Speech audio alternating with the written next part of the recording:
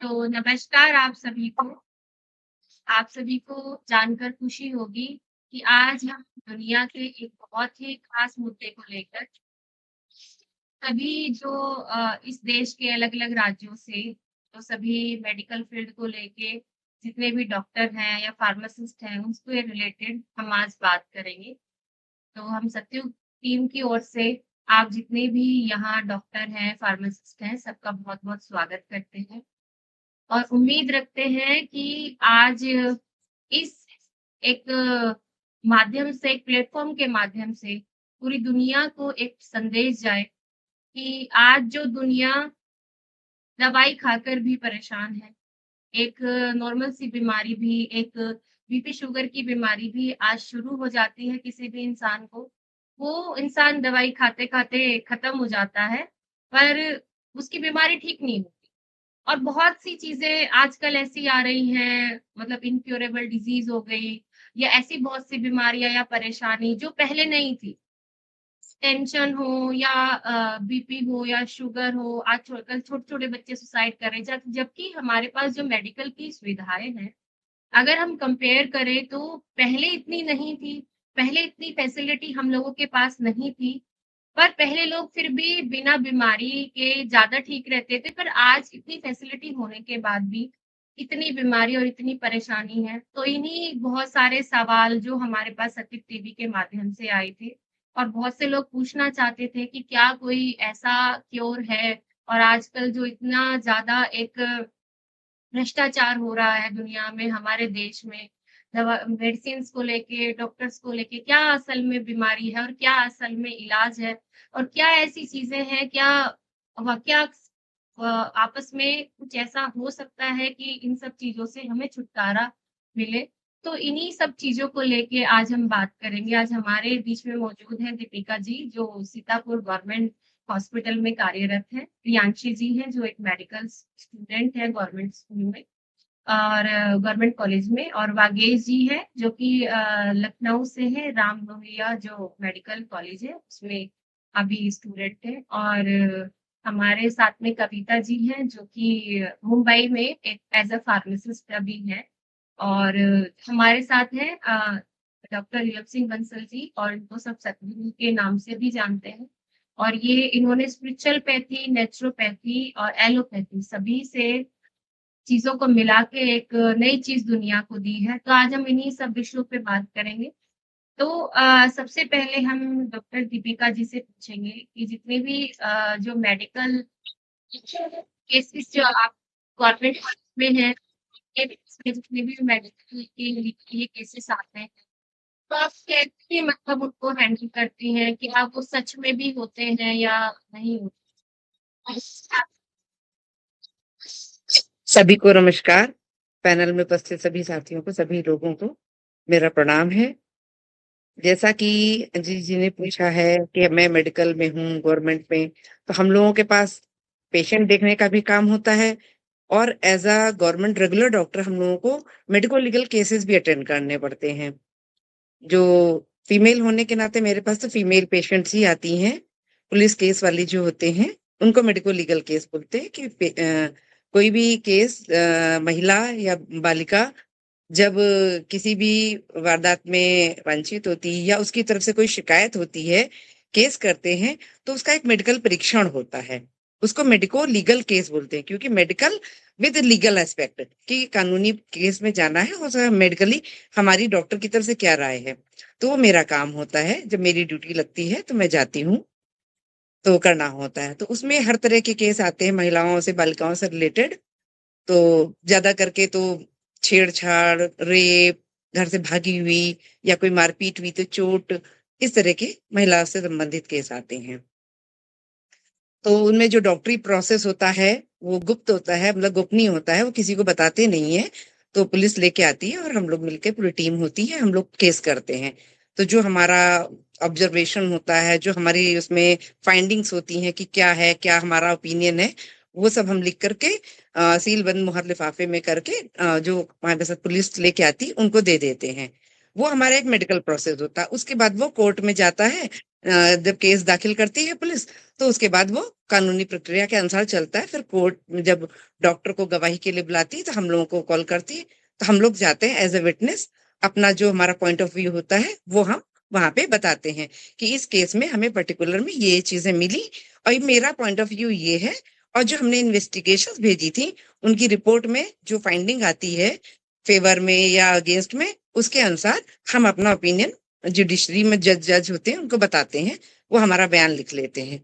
उसके बाद जब डिसीजन होता है, तो वो सारे साक्ष्यों को देखते हैं, तो उसमें जो डॉक्टर होता है, फार्मासिस्ट होता है, पुलिस इंस्पेक्टर होता है, इन्वेस्टिगेटिंग ऑफिसर, सबके जो बयान होते हैं, उनके बयान के आधार पे निर्णय लिया जाता है। ये तो एक मेडिकल का प्रोसेस हो गया, जो कि गोपनीय बताया नहीं जा सकता। लेकिन एज अ जो हम लोग आज इतनी बड़ी एक डिवाइन पावर से, स्पिरिचुअल पावर से जुड़े हैं, जिसको कि अध्यात्म बोलते हैं। आज अध्यात्म का बड़ा अलग अलग रूप है। तो जो भी कि लोग भटके हुए हैं, जो सही अध्यात्म है, वो हमें सहयोग में आने के बाद मिला। श्री माता जी की कृपा से जब हमारे को आत्म साक्षात्कार मिला, तो हमने पॉजिटिव एनर्जी को जाना। तो इस पॉजिटिव एनर्जी का हम मेडिको लीगल में यूज कर सकते हैं, हर फील्ड में यूज कर सकते हैं, मेडिको लीगल में भी कर सकते हैं। मेडिको तो लीगल में पहले से यूज कर हाँ, हाँ, वही बता रही हूँ। मेडिको लीगल में ऐसे यूज करते हैं कि पॉजिटिव एनर्जी का जब फ्लो होता है, तो किसी भी चीज को जब हम अपने हाथों पे ऐसे परखते हैं, तो अगर कोई चीज का जो हम पूछ रहे हैं उसका कि ये सही है या गलत है, तो हाथों से और सर के यहाँ भाग से कूल ब्रीज, ठंडी ठंडी हवा जैसी फ्लो होने लगती है। तो दैट मीन्स कि जो चीज है ये सही है, ये फर्जी केस नहीं है। जो ये बता रही हैं, अपना बयान दे रही हैं, वो गलत नहीं है। तो इससे हमें एक वो मिलता है अपना राय बनाने में, कि जो हमारा जो इन्वेस्टिगेशन का तरीका होता है, जो रिपोर्ट देने का तरीका होता है, जो हमें साक्ष्य मिल रहे हैं वो भी देखते हैं, और हमें जो अपनी स्पिरिचुअल पैथी से, पॉजिटिव एनर्जी से, जो फ्लो से मिलता है, कि ये सही बता रही कि गलत। तो अगर जो हमें किसी चीज में फ्लो सही आता, ठंडा आता है, तो दैट मीन्स कि जो ये बता रही है, जो हम देख रहे हैं, जो हमारा दिमाग सोच रहा है, जो रिपोर्ट हम बनाने जा रहे हैं, ये सही है, ये केस में न्याय की तरफ ले जाएगा। अगर ये ठंडा नहीं आता है, ये हाथों की उंगलियों पे, यहाँ पे हथेलियों पे, सर पे यहाँ पे गरम गरम आने लगता है, ये जलन होने लगती है, चुभने लगता है, कि जैसे लगता है सुइयां जैसी चुभ रही इन फिंगर टिप्स के ऊपर। तो इन चक्रों पे जब फीलिंग आती है हमें, तो इससे हम लोग जान जाते हैं कि जो ये हम जिस वे में अपनी रिपोर्ट बना रहे हैं, ये हमारा गलत है, ये निर्णय गलत कर देगा। तो इसी से पॉजिटिव एनर्जी के फ्लो से, ठंडे और गर्म से हम लोग जान जाते हैं कि क्या होना चाहिए और क्या नहीं होना चाहिए। इस पॉजिटिव एनर्जी के फ्लो को हम लोग जब आत्म साक्षात्कार मिलता है किसी को, तो सबको मिलता है। सब लोग इसको अपना डे बाय डे ध्यान के माध्यम से इसको बढ़ा सकते हैं, और उसी के माध्यम से जिंदगी के हर फील्ड में निर्णय ले सकते हैं। हर जी, फील्ड में ये गाइड करती है। नहीं आपने कल आज नई ही चीज़ बताई है। मुझे लगता है कि इसकी सबसे ज़्यादा ज़रूरत है, क्योंकि आजकल ये तो लीगल केसेस में फ्रॉड ये सब चीज़ें बहुत ज़्यादा हो गई। और मेरे हिसाब से अगर ये चीज़ हर एक डॉक्टर को आ जाए तो बहुत सा भ्रष्टाचार या बहुत सी गलत जो अटेम्प्ट या गलत केस हो जाते हैं, तो वो भी खत्म हो सकते हैं। अभी मैं अपना अनुभव बताना चाहूंगी। अभी एक दिन मैं ऐसे केस कर रही थी, तो एक लड़की आई थी, धारा नहीं बताऊंगी।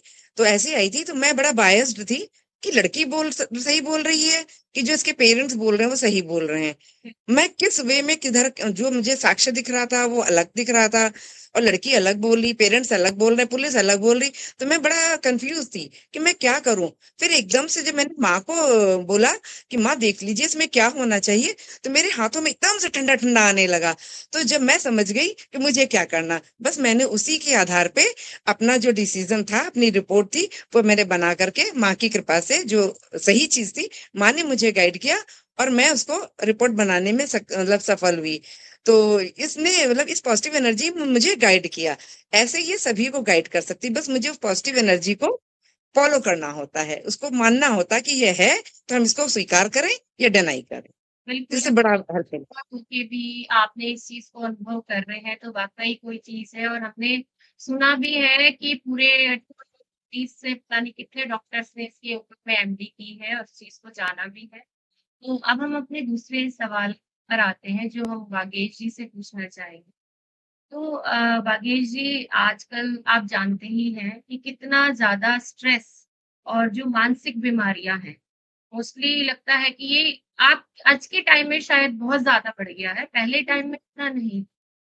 और कहीं हद तक सुना जाता है कि जो डॉक्टर्स होते हैं, उनमें ये चीज़ ज़्यादा देखने को मिलती है, जबकि वो डॉक्टर्स हैं, वो तो खुद उस चीज़ का इलाज करते हैं। तो ये कहाँ तक सच है? देखिए, जो ये मेंटल डिसऑर्डर्स हैं, इनका कोई स्पेसिफिक कॉज ना हमें बताया गया है, ना किसी लिटरेचर में बस थीसिसेस आते हैं, लेकिन कोई बहुत वैलिड इसका प्रूफ नहीं है। दो तरीके की बीमारियां होती हैं जो मेंटल डिसऑर्डर्स होते हैं। एक को हम लोग बोलते हैं साइकोसिस, एक न्यूरोसिस। साइकोसिस में जैसे सिजोफ्रेनिया हो गया, मेनिया, डिप्रेशन, और न्यूरोसिस में जैसे ओसीडी है, PTSD, post traumatic stress disorder हो गया, एंजाइटी हो गई, फोबिया हो गया, इसलिए घबराहट, डर लगना, और तमाम, और जैसे कोई बहुत ही अ, इसका क्लियर कट कॉज अभी हमें मेडिकल साइंस में नहीं पता है। बस हम लोग ट्रीटमेंट देते हैं। जैसे अगर सिजोफ्रेनिया किसी को है तो हम लोग इसको कहेंगे कि सेरोटोनिन डोपामिन इनहिबिटर्स दे देते हैं, और ऐसे ही हम लोग ऑक्साइम्स के कंसंट्रेशन को बढ़ाते घटाते हैं डिप्रेशन में, डिपेंडिंग अपॉन क्या उसकी डोज है, क्या जरूरत है।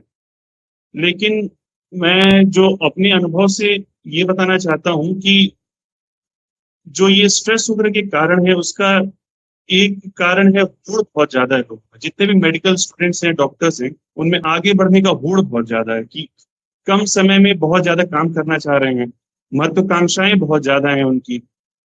और साथ ही साथ इन सब चीजों के चक्कर में जैसे इमोशनल एस्पेक्ट जो आदमी का होता है, जिसमें आदमी स्नेह देता है दूसरों को थोड़ा प्रेम देता है, वो सभी चीजें कम हो जाती है।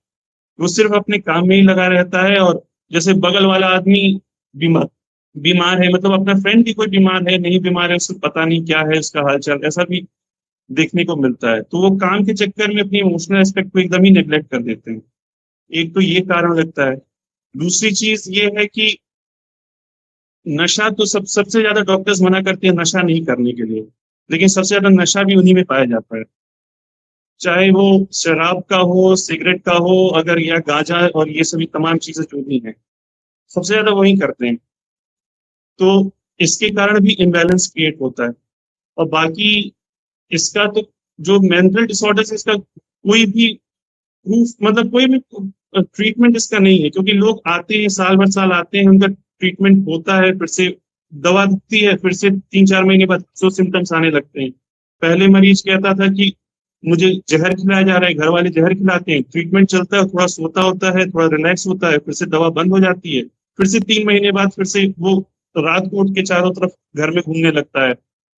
उसके फिर से तब वो लोग डॉक्टर की, साइकेट्रिस्ट के पीछे भागते हैं कि अब पहले तो ऐसा नहीं था, अब जा रहे हैं, अब ये रात में घर में तहलका मचा रहे हैं, सो नहीं रहे हैं, दिन में सो रहे हैं, घर पे किसी को भी कुछ भी गाली बकते रह रहे हैं। तो ये सभी चीजें होने लगती हैं। तो इसका कोई ट्रीटमेंट मेडिकल में तो नहीं है। बस मतलब मेरी समझ से, मैं तो भाई 3rd ईयर एमबीबीएस हूँ, लेकिन मेरे कहने का ये अधिकार नहीं है, लेकिन तब भी जितना मैंने देखा, इसका कोई ट्रीटमेंट नहीं होता है। अब ये डोपामिन इनहिबिटर्स देके, सेरोटोनिन इनहिबिटर्स देके, ये सब चीजें कोई बहुत लाभ नहीं होगा। इसका लाभ मेरी समझ से यही है कि स्पिरिचुअल पैथी है। स्पिरिचुअल पैथी, जैसे मुझे भी आत्म साक्षात्कार 2018 में मिला था, जब मैं क्लास 10th में था।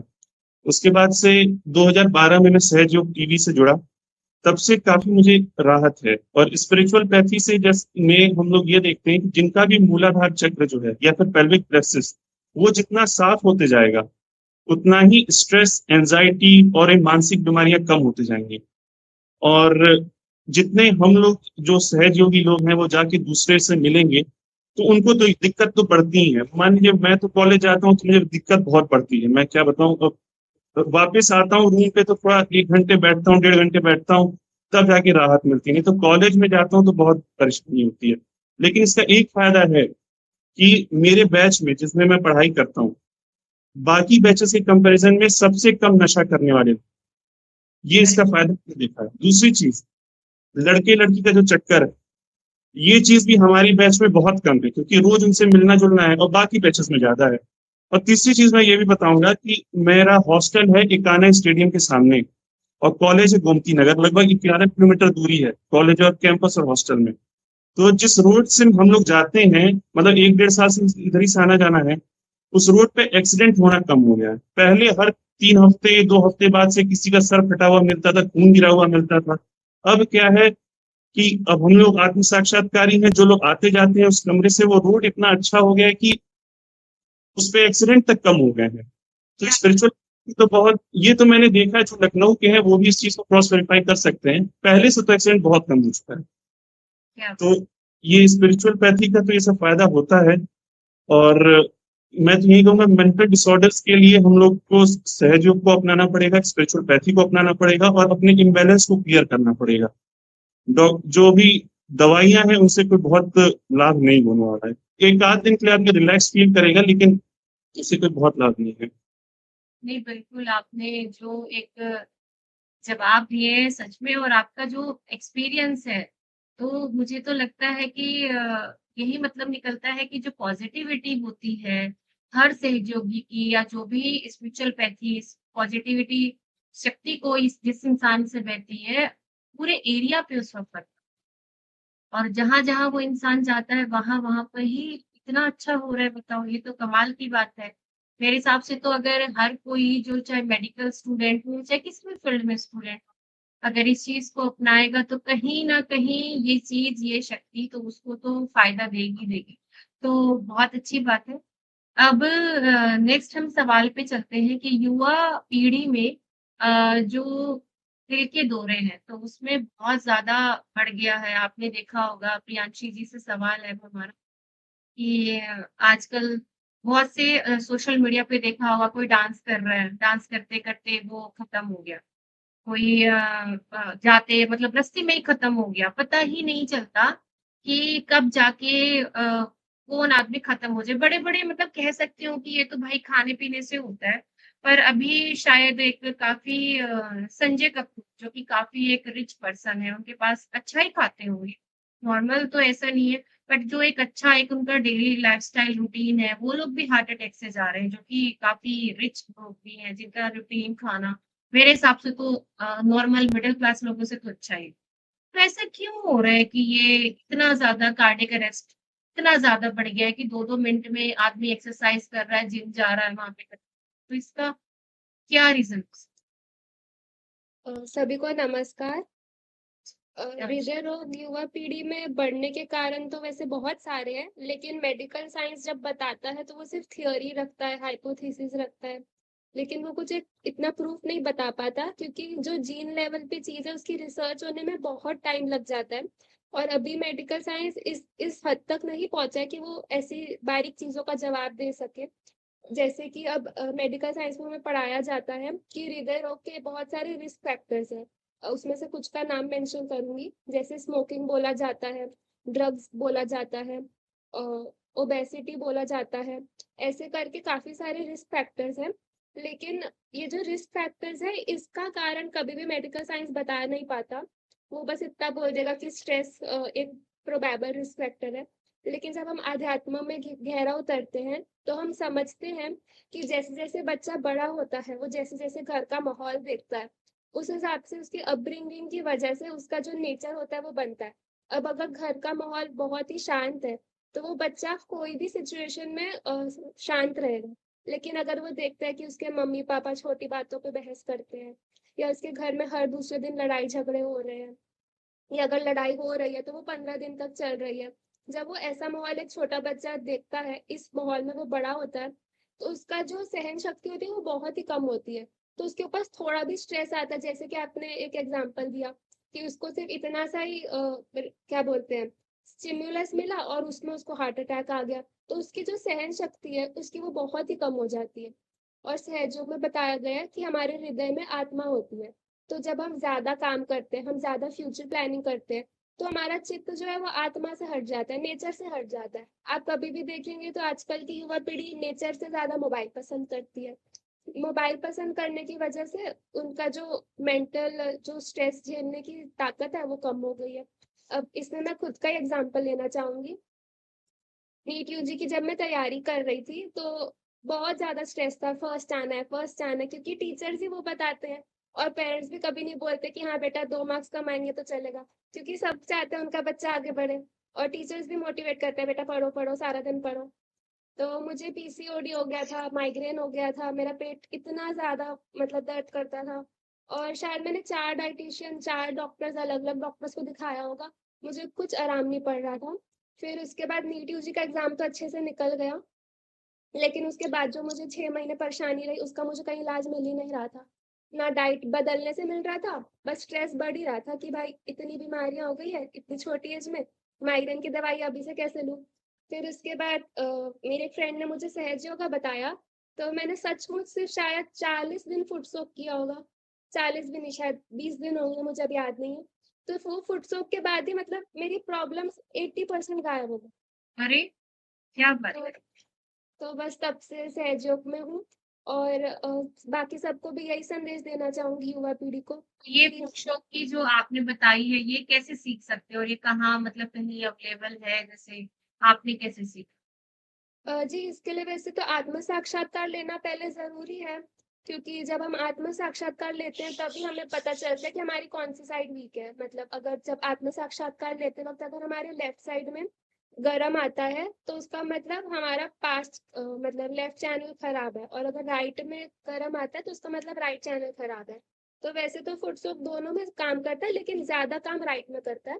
तो इसके लिए हम ऐसा कर सकते हैं कि एक बाल्टी में एंकल लेंथ जितना पानी लेके थोड़ा उसमें नमक डाल के दोनों पैर उसमें भिगो सकते हैं और 10 मिनट जिस भी भगवान को हम मानते हैं, उनसे प्रार्थना कर सकते हैं। अपनी कुंडलिनी माँ से प्रार्थना कर सकते हैं। श्री माताजी निर्मला देवी जी से प्रार्थना कर सकते हैं। लेकिन ये 10 मिनट के बाद हमें अनुभव होनी चाहिए पॉजिटिव एनर्जी, तो इस फुट-सोक का फ़ायदा, वरना फ़ायदा नहीं है। अरे! सच में आज सबके ऐसे अनुभव सुन के ऐसा लग रहा है कि अगर ये हर आम इंसान करे, तो उनकी तो सारी समस्या ही खत्म हो जाए।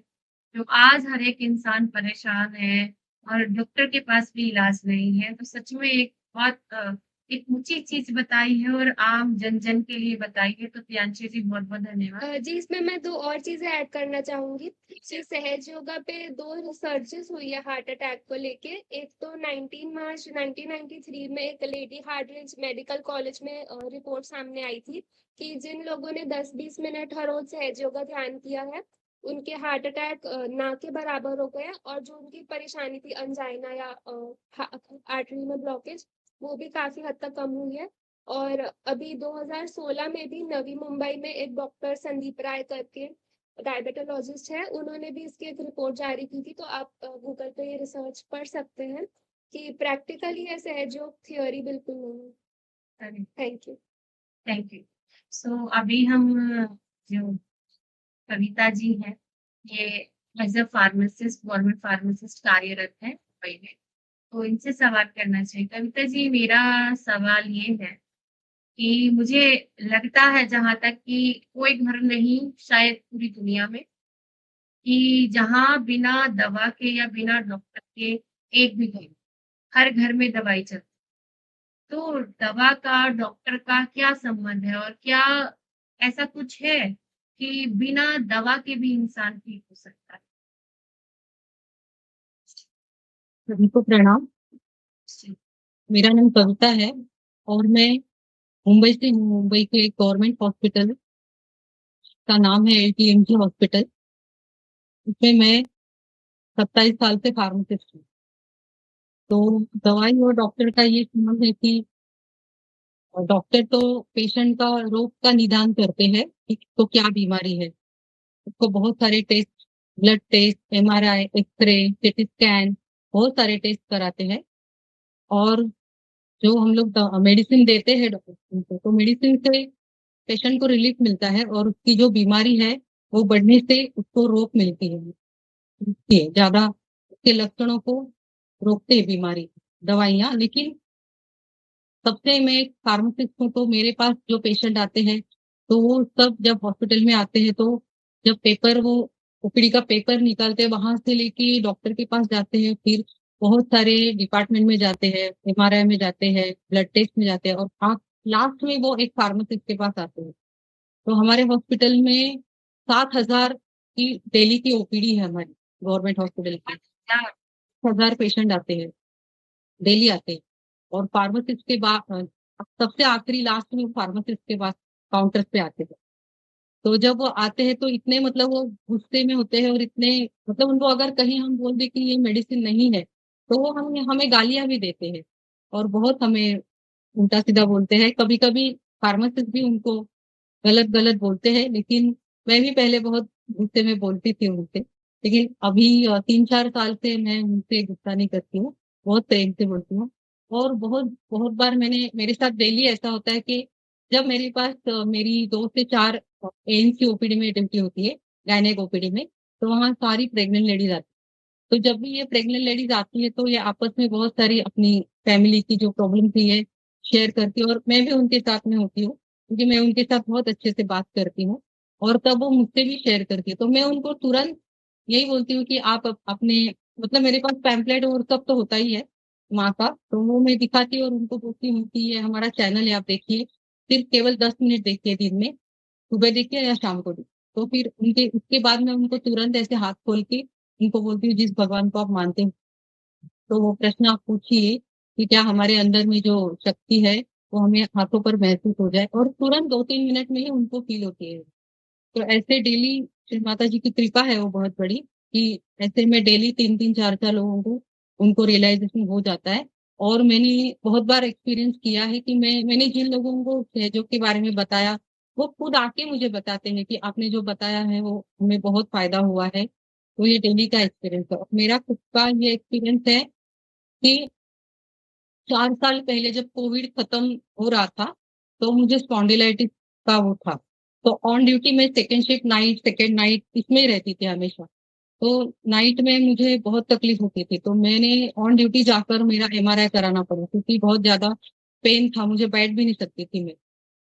तो डॉक्टर हमारे यहाँ सायन हॉस्पिटल जिसे एलटीएमजी हॉस्पिटल कहते हैं, उधर ही हमारे एक सामने ऑर्थोपेडिक ओपीडी है, वहाँ हमारे डॉक्टर अभिजीत काळे हैं।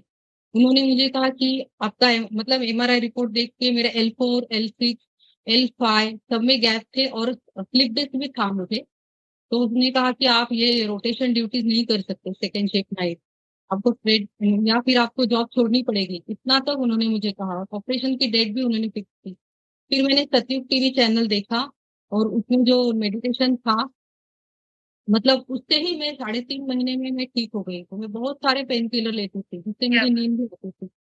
तो मैं पूरी तरह से ठीक हो गई कि मैं बेड तो क्या मैं दौड़ भी सकती हूँ। इतना मतलब मुझे इससे तो ये पॉज़िटिव एनर्जी मुझे लगता सिर्फ है कि सभी मेडिटेशन को करने से ही, सिर्फ ना कोई हुँ, दवाई, ना कोई ट्रीटमेंट, सिर्फ मेडिटेशन करने से आपकी ये बीमारी हाँ, पूरी तरह से ठीक हो गई। मुझे माइग्रेन भी था, मेरा राइट साइड का बहुत पेन होता था, तो वो भी ठीक मेरा अपने आप ही ठीक हुआ। मुझे तो पता भी नहीं चला कि मेरा माइग्रेन आपने कैसे ठीक हुआ। कहाँ से कहीं जाके सीखा? कहाँ सीखा ये?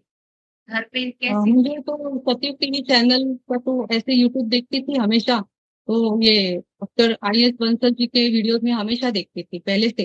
2017-18 से मैं उनके देखती थी वीडियोज़ तो जब भी मुझे स्पॉन्डिलाइटिस हुआ था तो मुझे बहुत मैं डिप्रेस हो गई, मेरी मम्मी-पापा काफ़ी टेंशन में थी कि इसका क्या होगा? तो फिर मैंने ये आईएस बंसल जी का जो अचानक से आ गया सामने, ऐसे रो रही थी तो ऐसे अचानक से सामने आ गए और कहा कि उन्होंने कहा खुद ही यूट्यूब पे आके कि कल से एक मेडिटेशन टीम शुरू हो रही है। तभी इसका सतयुग टीम का नाम मेडिटेशन टीम था। तो उसके तुरंत दूसरे ही दिन मैं उससे जॉइन हो गई और 3 साढ़े 3 महीने में ही मैं ठीक हो गई। गणेश अरे! मंत्र से ठीक हो गई। मैं डेली गणेश मंत्र और मतलब आप घर पर ही करने से ही, घर पर ही आप हाँ, मेडिटेशन घर पर करते ही ऑनलाइन मेडिटेशन और सारे हैं। जो 10 पॉइंट्स वो सब बताया है और पेशेंट को भी बहुत बहुत अच्छा लगता है मेरे साथ मतलब। इसमें आजकल कोई मुझे चार्ज या पैसा लगता है? क्या इसमें कोई चार्ज या कोई नहीं, नहीं, पैसे कहीं नहीं, बस निःशुल्क है पूरी तरह से। अपने अंदर जो पॉजिटिव एनर्जी है, इसी से हम खुद अपने डॉक्टर भी बनते हैं और गुरु भी बनते हैं। स्पिरिचुअल पैथी से ही हम स्वयं को जान सकते हैं और एक बहुत बड़ी शक्ति है स्पिरिचुअलिटी। वो अरे! डॉक्टर और ये सब साइंस साइंस से बहुत हायर लेवल की उसको हम बता भी नहीं सकते, शब्दों में वर्णन भी नहीं कर सकते। आज सच में मुझे यकीन नहीं हो रहा क्योंकि जितने भी आज ऑन स्क्रीन हैं, सभी डॉक्टर हैं, फार्मासिस्ट हैं और वो अपने अनुभव बता रहे हैं कि बिना मेडिसिन उन्होंने तब उनकी बीमारियाँ, परेशानियाँ ठीक हुई हैं और उनके साथ में जो थे, उनकी भी ठीक हुई है। मुझे लगता है ऐसे ही आप लोग इस कार्य को बढ़ाते रहे, तो एक दिन आपकी ही दुकानें बंद हो जाएँगी। मैं एक चीज ऐड करना चाहता हूँ। जी, जी, ज़रूर। अ, अभी रिपोर्ट शायद से ढूंढने में मुझे 2-3 मिनट लग जाए कि मेरे मम्मी का एक बार थायराइड टेस्ट हुआ था, तो थायराइड टेस्ट उनका एलिवेटेड आया और संयोग से जब टेस्ट हुआ तो घर पे थी, मैं यहाँ कॉलेज में था, मेरी छुट्टियां पड़ी, मैं उनके पास गया, मैं कम से कम उनके साथ 10-15 दिन रहा और उसके बाद फिर से वो दोबारा जब थायराइड टेस्ट कराई तो अब वो थायराइड नॉर्मल हो गया अपने आप ही, मतलब मात्र उनके साथ रहने के साथ ही ये सही हो गया। अब मैं रिपोर्ट्स आप मुझे दे 2 मिनट, तो मैं रिपोर्ट्स भी लेके आया देखो। अरे! क्या बात है! मतलब सिर्फ़ उनका ध्यान करने से उनका थायराइड नॉर्मल हो गया? जी, जी। नहीं, मेरे उनके साथ रहने के साथ, मात्र रहने से। रहने से? वो क्या? तो ध्यान वो लोग नहीं करते हैं, वो लोग तो उल्टा कहते हैं कि अभी तुम यंग हो, ध्यान वगैरह क्या करोगे, पढ़ाई लिखाई पे ध्यान दो, इन चीज पे ध्यान दो। जहाँ तक आपका अनुभव लगता है, ऐसा लगता है कि आपके साथ जो रहने वाले आपके जो क्लासमेट्स हैं, का भी बहुत पॉज़िटिव इफ़ेक्ट आ रहा है उनके ऊपर भी और आपकी फैमिली के ऊपर भी। तो हमें तो कहीं न कहीं लगता है अगर ये चीज़ पूरे संसार को मिल जाए, गवर्नमेंट इसको कंपल्सरी कर दे, तो पूरा देश ही बदल जाए। तो अब हमारा जो सवाल है वो सद्गुरु श्री बंसल जी से है। वो डॉक्टर भी हैं और उन्होंने पूरा जीवन अपना इसी एक स्पिरिचुअल पैथी में लगा दिया है, पूरा जीवन जन-जन तक पहुँचाने के लिए। तो अब उन्हीं से सवाल है कि ऐसा क्या ये रास्ता है और कि इससे सारी दवाइयाँ बंद हो जाती है, जैसा कि हमने अभी सभी का अनुभव सुना। तो और इसको हम कैसे फिर गवर्नमेंट तक पहुँचाएँ? कैसे हम लोगों तक जन-जन तक पहुँचाएँ? और इसमें ऐसा क्या है कि लोग इतनी जल्दी ठीक हो जाते हैं? तो हमारा आपसे सवाल है तो एज़ अ डॉक्टर भी और एज़ अ गुरु भी तो आप पूरी दुनिया को क्या संदेश जी, आप सभी डॉक्टरों को और जो भी स्पिरिचुअल के बारे में जानते हैं और आगे इसको बताते हैं, आप सभी महान देवी और ऋषियों को हमारा प्रणाम। और मैं चाहूँगा कि जो आप आज बात कर रहे हैं, ये बात बड़ी लार्ज स्केल पे हो और जितना भी आपका सर्कल है, स्टाफ है, उस सबको भी उसमें लीजिए, क्योंकि जो स्पिरिचुअल पैथी है, ये आने वाले टाइम में हो सकता है सभी पैथी से ऊपर जाएगी और ये निश्चित है। और मैं ये पूरा कॉन्फिडेंस के साथ बोलता हूँ कि अब आने वाला समय जो है वो डॉक्टरी का तो रहेगा, लेकिन डॉक्टर से ऊपर एक सात्विक जो हमारी पॉजिटिव एनर्जी है, उसको आप सात्विक गुण भी कह सकते हैं, सात्विक शक्ति भी कह सकते हैं और ब्रह्म शक्ति भी कह सकते हैं, कोई भी नाम दे सकते हैं इसको।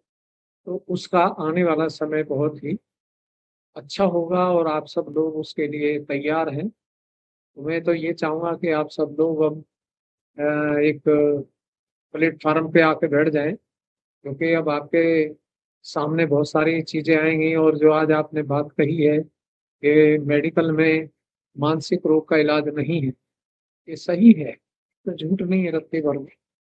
क्योंकि मानसिक रोग आता कहाँ से है, ये कोई साइंस नहीं बोल रही आज दुनिया की, कोई भी साइंस नहीं बोल रही है। ये केवल हमको ही ये एक बहुत बड़ा परमात्मा का एक आशीर्वाद कहिए या वरदान कहिए, मिला है और मिल तो गया है, लेकिन हम इसको सँभाल नहीं पाते। सँभालने का मतलब है कि उनकी जो क्वालिटी है, उसके मुताबिक हमें रहना चाहिए। और ये जो पॉज़िटिव एनर्जी है, ये प्रैक्टिकल जो होता है, ये यहीं होता है।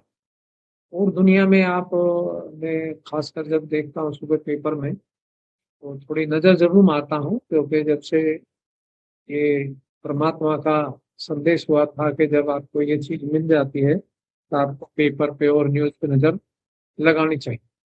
तो उससे वहाँ पर बदलाव होता है। तो उसमें एक जो स्पीकिंग ट्री आता है, उसको भी मैं पढ़ता हूँ, सबके विचार आते हैं उसमें और आप लोगों को भी भेजना चाहिए।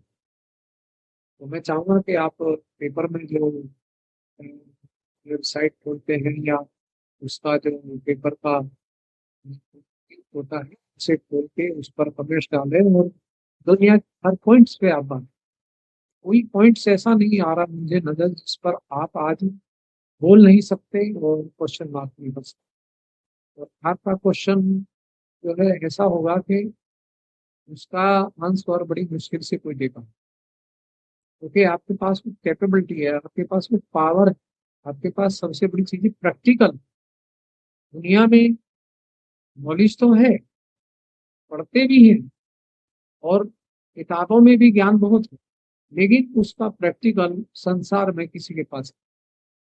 और आप किसी भी मुद्दे पे बात कर सकते हैं, आज आपके पास वो कैपेबिलिटी है। मतलब एक डॉक्टरी डिग्री से और एक बहुत बड़े नेता से और प्रधानमंत्री से भी ऊपर आपके पास है। मतलब जो कार्य प्रधानमंत्री भी नहीं कर सकते उसको आप कर सकते। इसलिए ये जो पॉजिटिव एनर्जी है, स्पिरिचुअल पैथी है, ये बहुत बड़ी है साइंस। और इससे बड़ी साइंस, क्योंकि आप देखिए कल ही की बात है, मैं ऐसे कोई काम कर रहा था तो हम बड़ी दुविधा में थे, करें नहीं करें। स्पिरिचुअल पावर ने हमें पहले ही बताया कि ये ठीक नहीं, लेकिन फिर भी हमने किया, क्योंकि उसमें 10 रुपए खर्च हो गए थे और उसका रिजल्ट आज फिर वापस आ गए। कल शाम तक रिजल्ट उसका ये था कि ठीक, लेकिन जब शुरू किया था तभी पॉजिटिव एनर्जी ने यस और नो की बात करी, लेकिन हमने उस समय वहां सबको देखते हुए, क्योंकि 10 आदमी मेरे साथ थे, तो हम उस पर बोल नहीं सके।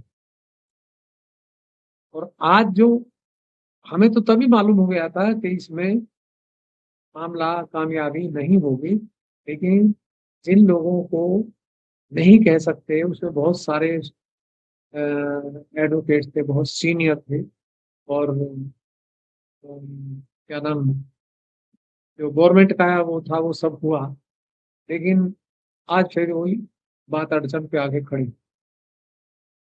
तो पॉजिटिव एनर्जी आपको इन एडवांस बात करनी, जैसे इन एडवांस कोर्स करते हैं हम, आईआईटी का करते हैं, आईटी का करते हैं, और कोचिंग लेते हैं, आईएएस की लेते हैं, तो ये सारी चीजें जो हम लेते हैं उससे भी ऊपर है।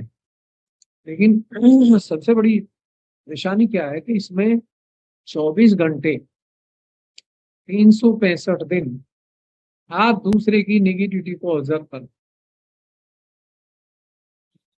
और आप बचेंगे भी इससे, बच नहीं पाएंगे, करना ही पड़ेगा, क्योंकि आपका शरीर जो है ये परमात्मा का शरीर बन चुका है। और जब आप प्रैक्टिस करते हैं, जो ध्यान करते हैं ये सुबह शाम, तो ये सारी प्रैक्टिस में आ रहा है। और जितना आप इसके अंदर घुसेंगे उतना ही निगेटिविटी बहुत ज्यादा पावर में आपकी तरफ आएगी, क्योंकि वहां भी छोटा बड़ा मजबूत कौन कितना पावर का है ये आजमाया जाता है। तो जितनी भी वो आएगी उसको आप फेस करें। फेस कैसे करेंगे? आपके पास एक ही जरिया है, निर्विचारिता को पकड़। कोई भी कुछ भी कर रहा है उस समय निर्विचारता को पकड़ना पड़ेगा। लेकिन ये गृहस्थी जीवन, ये नौकरी, बच्चे, रिलेटिव, रिश्तेदार, परिवार के लोग, ये सब आपकी टांग पकड़ के नीचे खींचे, और पूरे जोरों से खींचेगा। मंथन जो है, समुद्र मंथन, जैसे एक तरफ राक्षस थे एक तरफ देवता थे, यहाँ अंदर से खेल शुरू हुआ है। देवता भी आपके अंदर है और राक्षस भी आपके अंदर है, और चारों तरफ भी साकार रूप में दिखाई देंगे वो। आप एक बहुत बड़े डॉक्टर के साथ एक गुरु, क्योंकि गुरु की उपाधि डॉक्टर से ऊपर है। अगर डॉक्टर गुरु बन जाए तो फिर समझो उसकी उपाधि तो और 10 गुनी बढ़ जाएगी, क्योंकि डॉक्टरी तो है ही है उसके पास, और एक गुरु पद मिल गया तो क्या बात है फिर। तो ये जो आपने बात की है ये वास्तव में सत्य है कि स्पिरिचुअल पावर जो है ये बहुत बड़ी चीज है। और आपको ज्यादातर मोबाइल को ना चला के, मोबाइल को ना देख के, आप कोई बुक रखें, कोई भी स्पिरिचुअल की बुक रखें, चाहे वो किसी अच्छे लेखक की हो, उसको रखें और उसके 1 या 2 श्लोक पढ़ें और उस बुक में वाइब्रेशन चेक कर लें। क्योंकि आज आप लोग को कितना बड़ा वरदान है, शायद मुझे तो कभी-कभी ताज्जुब होता है कि परमात्मा ने हमें कितनी बड़ी चीज दी है और हम इसकी कदर नहीं जानते।